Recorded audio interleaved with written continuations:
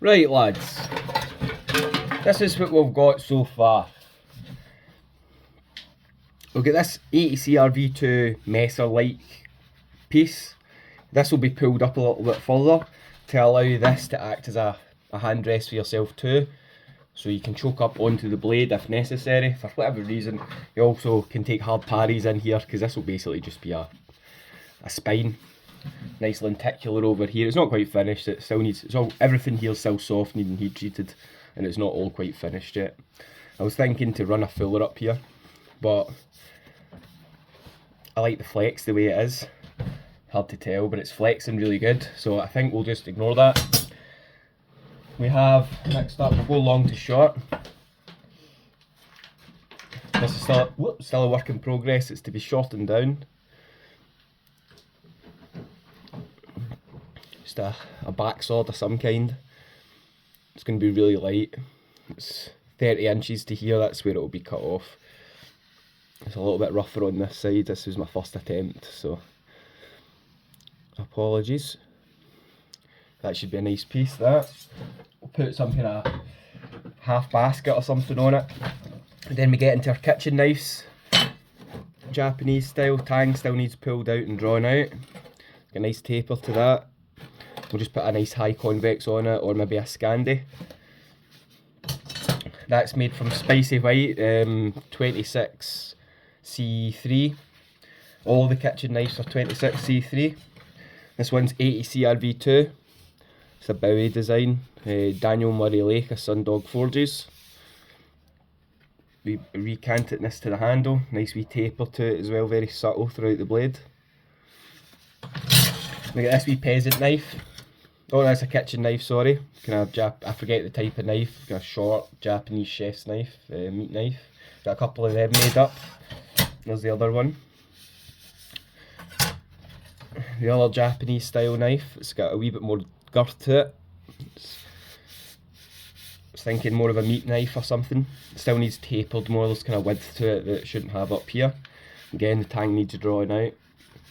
But otherwise, a wee bit more of a girthy version. Just a kind of, this was actually the first piece I made. It's just a camp knife of some kind, 80CR-V2, nice wee taper to it, a wee drop point, a wee swedge. It's still got a wee bit of meat to take out of the faces, but otherwise that should be okay. Just a kind of bog standard kitchen knife, again from the Spicy White steel. The 23S. 23C3, 263C3, sorry, my mistake. This was this the first one I did? No, this wasn't the first one I did. Again, just practicing, trying to get the profiles in, haven't finished that tang. This was the first one I did, and I also tapered it, but it's not been heat treated, and that was probably a mistake, so I don't know how that one will turn out. Got a wee peasant's knife, loosely based off of the kitchen knife profile. I've just made a little bit girthier, a little bit wider, a wee bit more width in the blade, and obviously much thicker.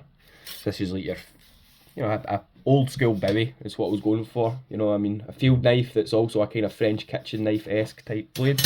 Thought that was pretty cool. It's actually one of my favourites. This was kind of modelled off a Saks or a Filipino Pira, and just trying to kind of keep the same style as the Sundog version, so they kind of have a kind of match to them. I was just playing around with the same sort of peasant knife idea. This is just a chunkier version again with a filler put into it. That was me just kind of developing the style, so I just gave it even more girth to aid for the chop. They're essentially the same thing. It's tapered less, but it's virtually the same thing. Another kitchen knife, I think this was my second one, and I realised that my tang placement was really bad. It needs drawing out too, it's pretty short still. Just made this from an offcut, 80CR-V2, tang needs drawing out, this was basically what the steel looked like, so I just quickly shaped it. This will be a dagger coming up. This is a dagger, I think I've got two of these, there's another one through the rim. It's a little bit further on in its condition. This was just a wee blade I made from a from an offcut that I had. I thought it'd be a decent wee skinner blade. And this was another piece that I made from an offcut. I was just practicing my freehand fuller in there. As you can see, it's not very good, but I was trying 2 different techniques to practice to see which one gave a cleaner result, and yeah, turned out neither of them. But yeah, that's it. There's another dagger to be pulled out. There's a couple more pieces that are more just repeat pieces, more kitchen knives, another dagger, stuff like that. This piece is what we'll be working on next. Some kind of bowie.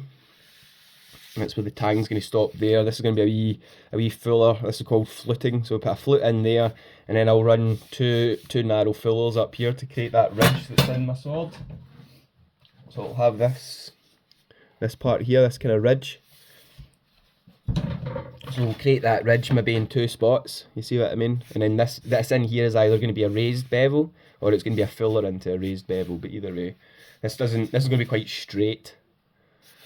I was just playing around with the tip placement, but I actually quite like the straight tip with a slight sweep back.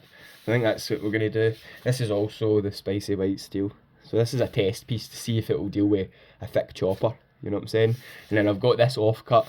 This is getting used for a custom piece that I haven't got the design for. And that's what my week's labour looks like.